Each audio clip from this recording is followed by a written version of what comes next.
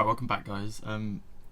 I promised in one of my previous videos that I would do an update on my begonia cuttings once they started setting off, and they've gone pretty crazy in this container here, so I'm going to be transplanting them out today.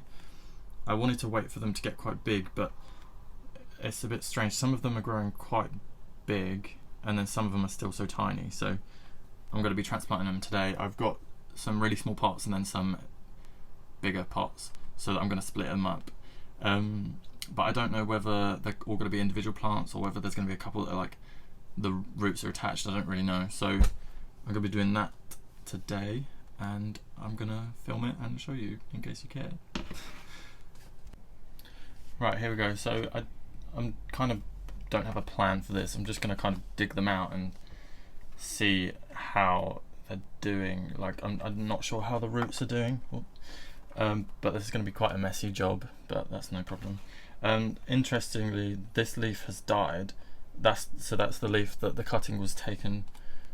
The leaf cutting was taken from, whereas the other two are still perfectly alive and show no signs of wilting or anything.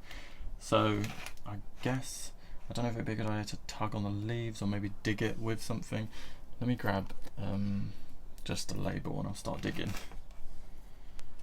But oh, here we are. This has come out nice and easy. Oh, okay, so there's not too many roots. The lighting is really terrible, and I apologise for that, but it's a really miserable day, so I don't really know how else to do it. But yeah, it looks like I will be able to get every individual plant. So if I look, I'm not sure how much you can see, but if I kind of rip that leaf, it looks a bit massacre. There we are, and that's one tiny plant there, but it's got a little set of leaves and the roots. So that's one.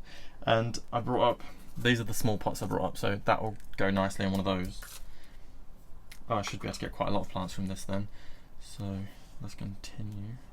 If they're like ridiculously tiny, I may put a couple together in one pot, just because I don't think I need a million of these. Like there's another tiny one. I might actually take the leaf off, try and separate it from the leaf, or if I just rip the leaf a lot smaller so it just disappears. But there we go, there's another little one. Tiny. You could leave these in the pot for a lot longer before transplanting them, but I kind of just wanted to get on with it because the big ones are going to start getting too big, and then the little ones are going to not grow so much. So let's... Okay, I think I'll just divide this into two. If I... Oh, there we go. There's one nice big one there. So that can go in one of the bigger pots. I brought the bigger pots are just this size, so nothing massive, but because these need to be kept inside because we're going into winter and they are not hardy, I didn't want them in big pots because it's going to take up a lot of space that I don't have.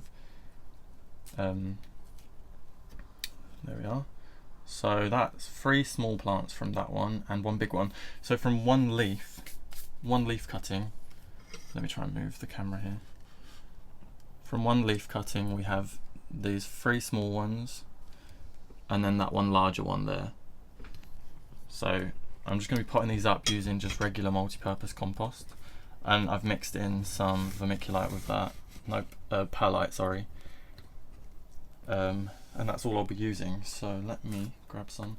I'm not going to do all of the potting up on camera just because it's going to be quite repetitive, but I'll do a couple and then I'll show you like the end result as well.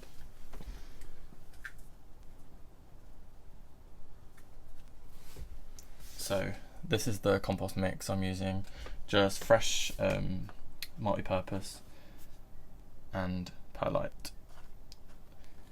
And then I'm going to bury that part of the leaf.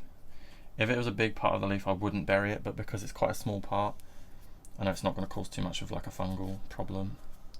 But there we are, that's one little tiny plant, and now that he's on his own and not overshadowed by his older siblings, he'll be able to grow a lot quicker. That's really sweet, that, look at the it's like little miniature fairy garden plants. So let's pot up the big one. I could put the big one into one of these small pots, but I know it will kind of limit its growth, or it will need transplanting quite soon, and I don't want to have to faff around with these too much, so I'm going to be putting it into one of the bigger pots. Right, and as it's getting to winter, I'm going to be putting my propagator light on again soon, and I'm not sure whether to keep these in the propagator or to keep them out. I think it will just depend entirely on how much space I have in my room. But there we are. So that's a nice start. It's crazy how quickly they've grown. I'll pop the date across the screen on when they were taken, the leaf cuttings, and how long it's been, because today it is, I don't know the date, it is the 14th of October. So yeah, and they've grown really nicely. It's such an easy way to get plants because the leaves don't actually dry out too fast, so they kind of just propagate themselves really easily. So if you know how to take the cuttings, I've got a video on that. I'll link that in the bio, in the description, sorry, and it shows you how I did these, and they've just propagated so quickly, so nicely, and you've got 3 plants. So I'm going to continue potting all these up, and then I'll show the finished product and how many I've got. Right, so I've just finished potting them up, and as you can see I've got 7 of the small ones, and a couple of them had like very little roots on them, like 1 or 2 roots, but a lot of them did have quite a few, like 7 or 8. So I have no doubt they're all going to survive. There's a little gimpy one here, this one is not the best. And then I've got 5 of the larger ones, and they're all got their adult markings on the leaves. They're all really had nice root systems, and yeah. So from just 3 leaf cuttings, I've managed to get all of these 3 plants. So you can't really go wrong. This works with most of like I think they're called Rex begonias, all the really ornamental indoor begonias. So I definitely recommend doing it if you have one, because you don't really have to look after them that much. You just water them as and when they start to dry out a little bit. And yeah, you can't go wrong getting 3 plants. So if you do try this, just let me know in the comments, and let me know how like successful yours were, or if you've had any trouble with yours, ask questions and stuff, and I'll be happy to help. So yeah, I hope you've enjoyed watching these little babies grow, and I will see you in my next video. Thank you for watching.